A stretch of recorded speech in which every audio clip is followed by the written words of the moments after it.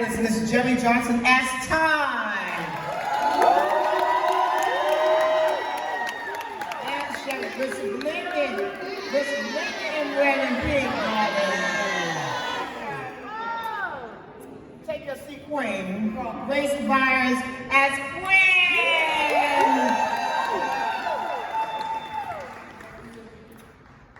She's giving us African princess. Oh, honey, and here comes Shoniqua Shandai as Angie.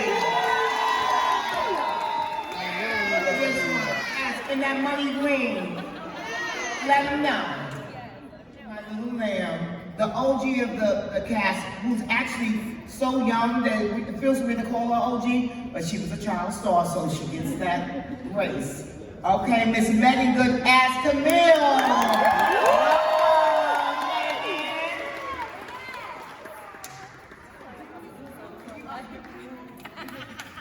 And don't we love a blonde?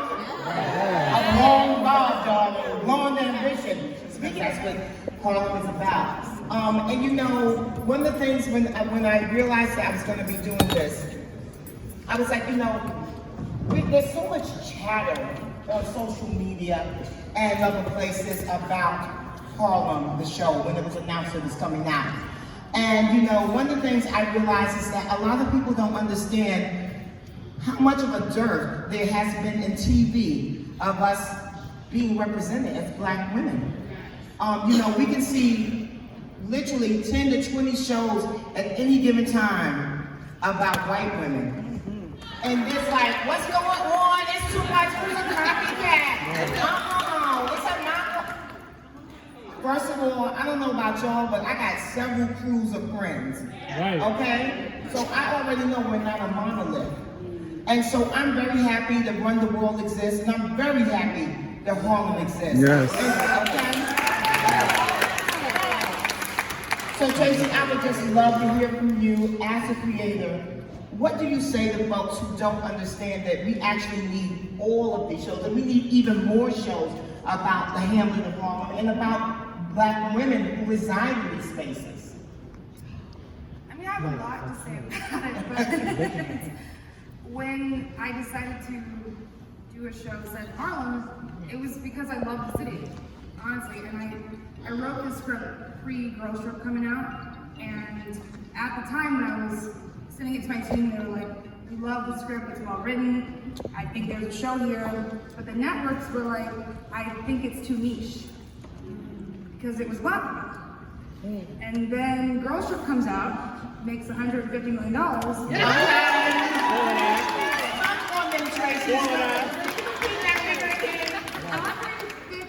million. Starting for Black women. And that's when I could point to something and say, we're not niche.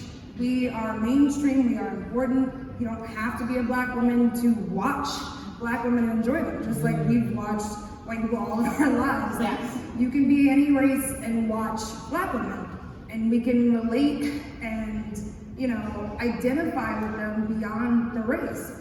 And I needed Girls Trip to get Harlem in here. So then, by the time I circled back to Harlem, you know, of course, it was like, oh, we'll absolutely like entertain this show about 4 Black women. And then, I'll be honest, as we were in the writer's room, I heard that there was another show that was also about Black women in Harlem. And my initial fear was that, oh no, we're gonna be competing. Everyone's gonna reduce it down to the same show.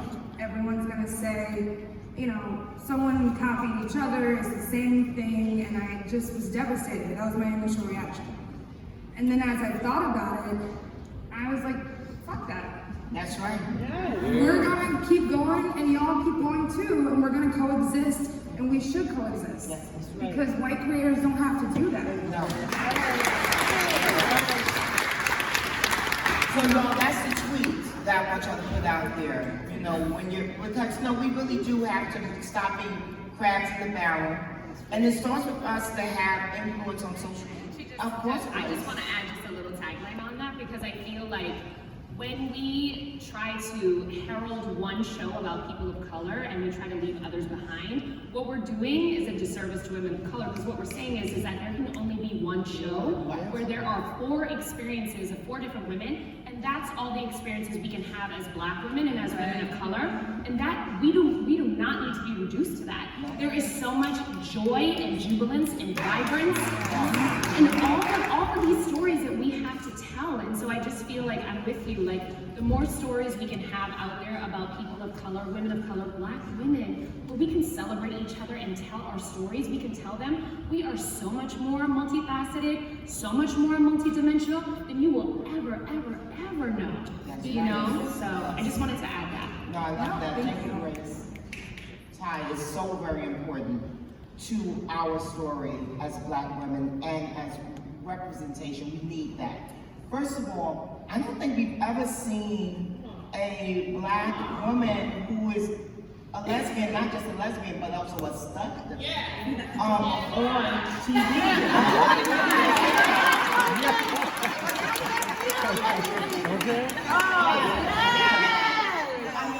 But with that, Jerrie, I would think comes a lot of pressure, because there are going to be people who are going to want to say, well, that's not how I operate, or that didn't happen with me. Do you feel the pressure of like having to represent, because there's no one else doing what you do on television? Precisely.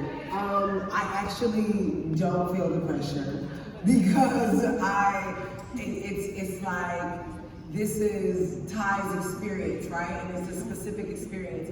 And I feel like it's like with Black people, we know when the first Black person gets on TV, then we're like, oh my God, this is not all Black people's experience, and da da da. And then it's like for queer people now, oh, this is not everybody's experience, and that's okay, because when you watch a show, you're not looking for everybody to represent you. I think something about Ty that's unique is that not only does Ty not exist in television and film, Ty doesn't actually exist in the world. Like, the statistics for a queer woman of color as a CEO of a tech company is not existing. And so I think the conversation should definitely be, okay, how are we getting more access to Black people in tech? Because we're moving into such a great tech space. I mean, the tech world, the cyberspace is the 8th continent now, right? And so we need to be talking about, okay, how are kids in Black neighborhoods, underserved neighborhoods, engaging with tech? Rather than, oh, well, she doesn't, I don't care to represent nobody, okay? And I think it's just, but I think that the joy in seeing this character will be healing for a lot of people. And I hope it opens a lot of doors and starts a lot of conversations about, oh, okay, so we can just create a character that happens to be queer and not, okay, because this is a queer character, she or he has to do ... Because that's not realistic. That's definitely not realistic for my life or any of my queer friends' life either.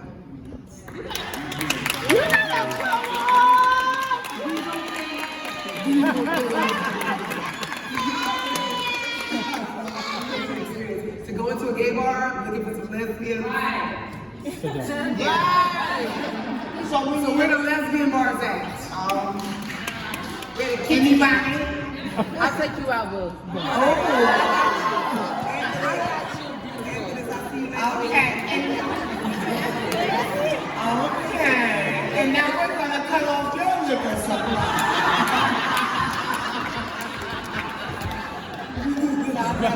Thank you so much for being such a voice. What attracted you to this project? Because you've done a lot. You've done a lot of iconic films. And yes, you did. Yes, you did.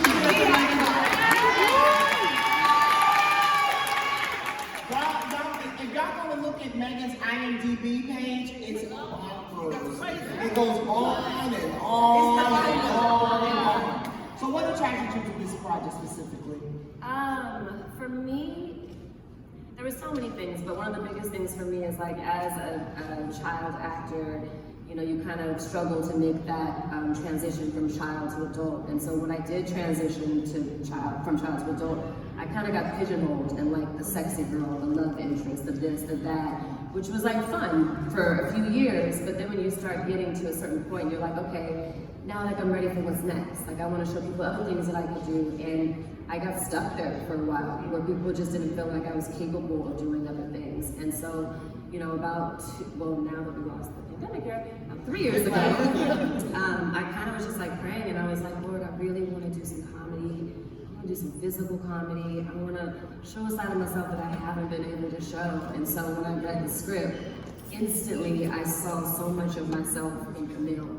And furthermore, I thought, you know, a lot of times when I do watch shows, I didn't quite see my friend group. And when I read this, I was like, oh my God, this is Amy, this is Key, this is like Tabar. Like I was like, it tripped me out. And so I fell in love with every part of it. And then also just how the characters, she's not the this girl or the that girl or the this girl. Like you may try to label it that way, but then you get it and you start peeling all the pieces back and you're like, oh, she sees us, she knows us, she is us, and all of that is being shown, and so many wonderful things about it. Yes, indeed, and I love your scenes playing opposite the EGOT, the legend, the icon, Miss Whoopi Goldberg. I would love to hear from you after Tracy. What was that like? Well, first of all, Tracy, how the hell did you get Whoopi Goldberg? Down, and I always reach for the stars. So I said it would be so if Whoopi Goldberg did this, and everyone was like, "Who's not doing this? Like, we're gonna do local casting." And I was like, "Well, can we at least put in an offer and try?" And then, yeah, we put an offer in, and I think maybe 2 or 3 days later, I heard Whoopi Goldberg is in. And I'm like a very sensitive artist, and I cry a lot. I had tears in my eyes myself. I just was like, that's incredible. That's a lesson that you always have to ask for what you want, right? You always have to shoot for the stars. I think that sometimes people are so afraid of a no or rejection that they don't even want to try. Yeah. Because they don't want. And here's the thing, I kind of get it because if Whoopi passed, it would hurt. You know, because like she's Sister Mary Clarence, she's Celie. I grew up watching this woman. Yeah, there's so many more. Ghosts, like, and I just was like, if she passes on my work, it would cut deep. But I also was like, what if she says yes? And that was worth the risk. And then when she did say yes, the first day on set with her and I didn't know how to approach Whoopi. She's Whoopi. And I think she's a living legend and incredibly talented. And she just has this intimidating presence to her. And I was scared of her. So I was kind of doing this, I'm an awkward person, so I was kind of doing this awkward thing of like circling like around her, and I was like, I know I should go say hello, but like, I'm being unprofessional by avoiding Whoopi Goldberg. So she came up to me and she said, "You're Tracy, right?" And I said, "Yes, I am." And then she just was like, "I am honored to be here." And I said, "No, the honor is mine." And just from there, she just was gifted, and with Meagan, she wanted to be there and wanted to give you something to work with, which was crazy to me because I was like, "You're Whoopi," but she just didn't approach it like that. And I'm that's really why she's grateful. Whoopi. Yeah. You know? Yeah. Exactly. No, it's Shoniqua. Angie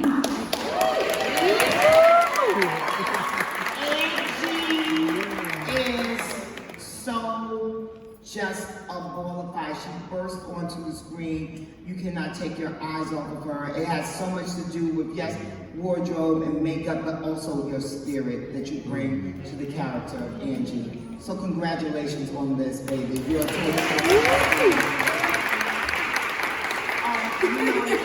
one thing I really do love her is because she does come out as big and bad and bossy and bawdy and all the things, but there is this beautiful, nuanced level of vulnerability that you have in your performance that is really quite charming and it touches the heart.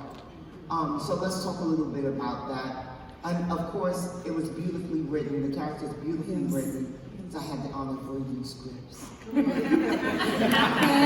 It's beautifully written, but you also bring so much to that. So let's talk a little bit about your process of making sure that she was a nuanced character versus just a trope. Because it could have easily gone in that direction. You know, I've seen the caricature of Angie for so many years. I've been asked to play her. I've been asked to play her in my real life. When you have, like, you know, girls coming up to you, oh, my spirit animal was Shoniqua, or I'm Shoniqua in my past. Like, they want you to immediately give you what they think you should be. They see the big hair, they see the dark skin, they see, and I dress the way that I dress, and they ask you to perform. Yes. And they don't really see you as a human being. So we've seen the trope, we've seen the mocking, we've seen her be an asset and supporting role to other films and just come in as a one-liner. And so I really wanted to show the heart of her because I recognize that woman that they mock so much. She's my cousin, she's my sister. There's parts of me that relate to her. And I really felt that's the incredible just testament to Tracy that she gave this woman dreams. She gave this woman, allowed this woman to be desired, but beyond that, she allowed this woman to have an identity of her own. Yes. And I think it's something so powerful to show. One, to me, Angie is just a bad. She is a Black American princess. And that's the layer that we miss, that the TV missed. That you think this woman, she's like, you put her in and she's cheap, she's ghetto. But look at how she's demanding things from this life. That's a princess. Yes. Well, actually, that's a queen. It's a queen, Yes. right? Who knows that she's deserving, but we treat her as she's less than. But look how this woman is craving and carving space where you're trying to shut her out. And there's an anxiety there too, right? There's well, at least for me, there's like, will it be accepted? Will that space be there? And I wanted to give Angie that too. Even though she's so, I know what I want, and I know that there's a part of her that's still shook.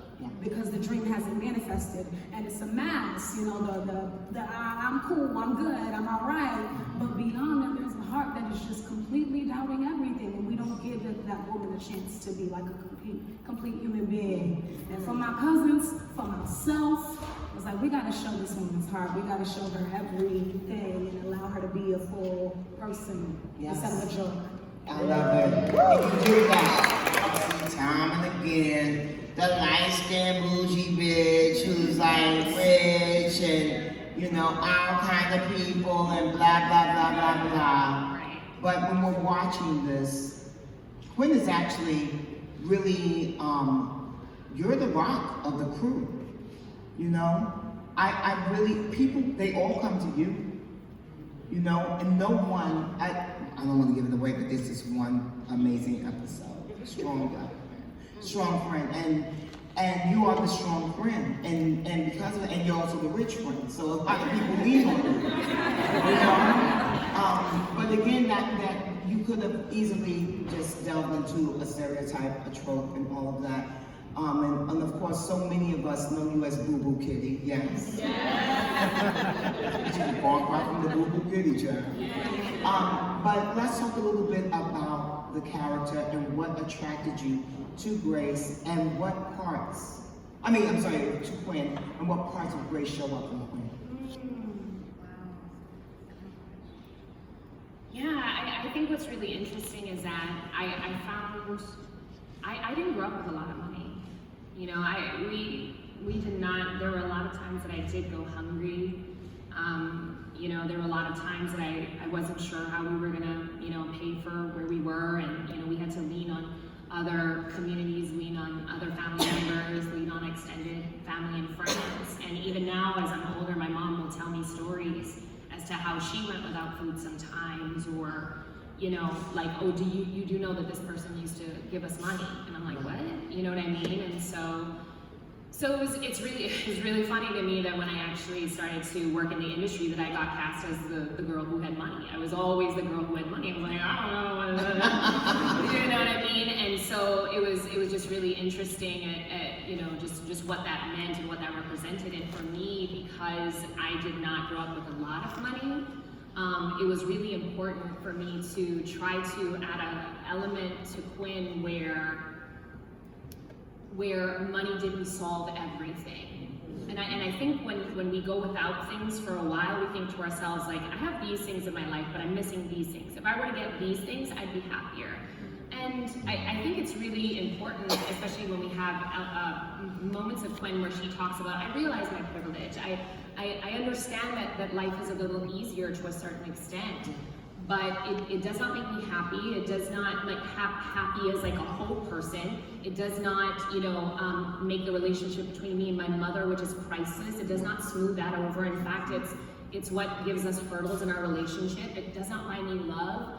And so I think whenever we're playing characters who do have privilege, whether it's in society, whether it's through money or any other type of privilege, I think it's really important to show the other side of that coin, pun intended. Yeah. You know what I mean? And so I was a little, I'm not gonna lie, I was a little hesitant with the idea of Quinn because I was like, I don't want to play somebody else who has money all the time. Like, you know what I mean? Because I didn't want people to then make me make Grace synonymous with that. Yeah. And so Tracy and I did have a lot of conversations about how to really make Quinn relatable. And then the parts of Grace that show up in Quinn, I think, is her vulnerability and her quirkiness. Yeah. I think this is the first time that I've been given the permission to show up goofy and funny, and and a lot of people are like, oh my God, like I remember, I don't know if we all know Tasha Smith. Yes. That's the first, Tasha is hilarious and funny and everything. And I remember when I first had an interchange with her, she was just like, girl, you goofy! Girl, you are goofy! She just kept saying that, and she was just so shocked at like how funny and quirky. And so I'm just really grateful to Tracy for the opportunity to layer Quinn in other ways, so that we're not just thinking that's somebody that we can't relate to in so many ways, but then like she's not defined by her money, she's not defined by the way she looks, she's not defined by her privilege. There's so many other colors to her. Yes, indeed. And can I say something too? What I love about Grace and also Tracy is that like this was a collaborative effort, and so there were times when we'd be on set and Grace would say, okay, well maybe this line sounds like this, because she didn't want Quinn to come off anti-black either. Like, a lot of light-skinned characters can be very anti-black. Yes. And we would just say, oh, okay, well maybe I say the line, or maybe Camille says the line, or somebody else says the line, so that it's not you saying it, and then we all agree, right? Because we could say something and it would come off different if Quinn said it, because then it's like, oh, the light-skinned money is saying this about black people. Yes, I love that. We hope this show will go on for season upon seasons, but I know for sure that you guys will always be in each other's lives because I just see the camaraderie there. So how quickly did you guys mesh? And Tracy, how did you know that they would mesh? Well, we did a chemistry reading, and I just fell in love with them. They already had something that looked and felt right. And I'll be honest, like, I'm an intentional creator in the sense of I hate colorism. I think it's a massive problem in the industry. It still is. It's a big problem. I see it all the time. I'm on the calls, and I know why it happens, because there is a bias towards lighter skin, there's a bias towards a certain hair texture, usually looser curls. Yes. And we 4C need not apply. not at all. Not at all. And when I saw them together, I was like, I'm about to curse, but I effing love it because I've got different heights, I've got different body types, I've got different complexions. They're all beautiful, but they all look different and unique, and that's important. Yes, and that's the way real friendships are developed. Unless you're some kind of shallow person, like you shouldn't all be a crew of like Bobsy twins. Like that's weird. Shouldn't all be clones. So let's talk a little bit about the chemistry, guys. I feel like we immediately so these three are all Leos and I'm an Aquarius. So that went on the sister side, so that played a large role. But I feel like what I was telling Tracy and everyone else we had a dinner, we've all felt like the lone wolf at some point of our lives in our career. And I feel like Tracy somehow and the producers found those black sheep and put us all in one room. And then we were all like, oh my God. So we're always just so supportive and geeking over each other. And I feel like this is my first big project, and I had just graduated from grad school, and there were some things that I didn't know, and some things that I was like, I've been silenced a lot because I am so boisterous and loud, right? In school, going to predominantly white institutions.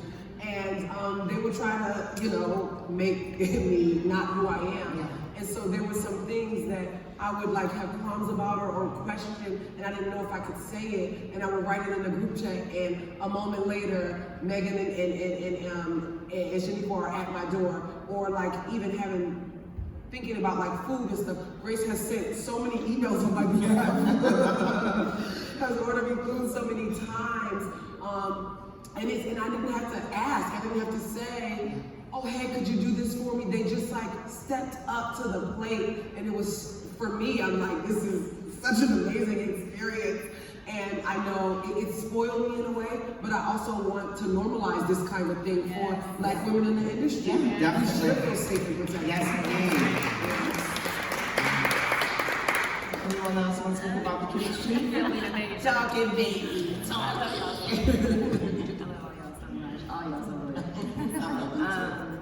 But it's interesting because it's not always like this, you know, and you know, Grace and I knew each other years prior. We spoke about like different experiences that we've had and whatnot, and we're like, man, it'd be so dope if we could do a show together one day. Like, wouldn't that be a safe, amazing place? And then, like, just never, we said it and it was just like, and knowing it was never going to happen, but just like daydreaming about that, And then with Shoniqua, we had never met in person, you know, and probably about 6 years prior, I was doing a TV show, and a mutual friend of hers was like, I want to put you on the phone with my friend Shoniqua, and we were talking on the phone. She was like, girl, I claim in Jesus' name, we're going to do a show together one day. And I'm like, girl, I claim it too. And then with Jerrie, you know, I met Jerrie the day of the auditions, and I tested with her first, and instantly it was like, oh, my spirit sees you. Okay. And then before I walked in, me and Shoniqua were the last two to be casted. So we're in the bathroom, we see each other, and we're just like holding each other and hugging each other in the bathroom before we go in. And the day before I'm calling Grace, I'm like, oh, my mind, so at least I can get this role.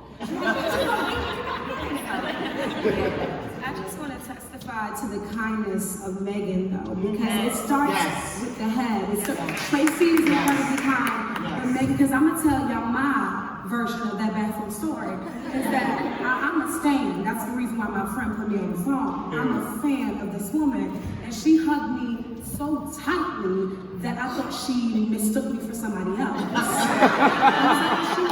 happened to me before. Somebody has hugged me and they're like, you that wardrobe? And I'm the wardrobe. But it's happened to me often. And so when she hugged me so tight, first time meeting me, it's like, this woman must think I'm somebody she knows. But she's just so kind and so sweet. And when you have the heads with that type of energy, you can't help but follow. When the leaders are steering the ship that way, it affects everyone there. And so it really is a testament to you two for just creating that environment in the first place. You're literally the best leaders I've ever seen in my life, and I'm so grateful for it. I love that. You know, hubby and everything, but she was so kind and so gracious to me. She held my hand through all of my scenes and just took such good care of me. You're so gracious. This is the reason why you were put in this position, because you are a true, natural born leader. Yes, right. Yes. And I speaking of a scene, I play Ian's auntie. She goes off. And as you guys can imagine, I actually just said this on the red carpet last night. I said, you know, I'm playing this auntie because I really want to play a sugar mama. Yeah.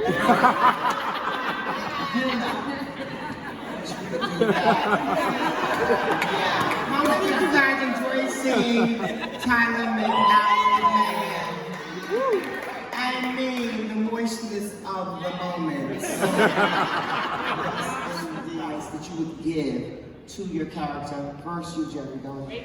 I would tell Ty to open up her heart a little bit. She's a mind, she leads with her mind, and I would encourage her to lead with her heart. Yes, good advice. Grace? I would encourage Quinn to trust herself, trust her spirit, and to release the expectations that other people put on her. Amen. Yes, it's really powerful. And shout out to Jasmine Guy, who is another legend, so great as your mama. Shoniqua? I would tell Angie to not let past disappointments determine how she moves in her future. And just let it go and keep striving for what you know you deserve. That's good advice for all of us. Me too. Exactly. Meagan? I would tell Camille that you can have plans and all these things that you think or that you believe, but sometimes you just gotta be present and be open to what's next. Yes. Go with the flow. Amen. And Tracy, my love, what can we expect? Because you're going to get a season 2, yes? Because we're going to do our job by live tweeting. We're going to make sure that we're spreading the word. We're going to go on social media tomorrow. We're going to make sure that folks are tuning in to Harlem on Amazon Prime. So, my love, what can we expect for season 2? I don't know how to answer that without giving. The ladies want to know. Quiet minds want to know. We will.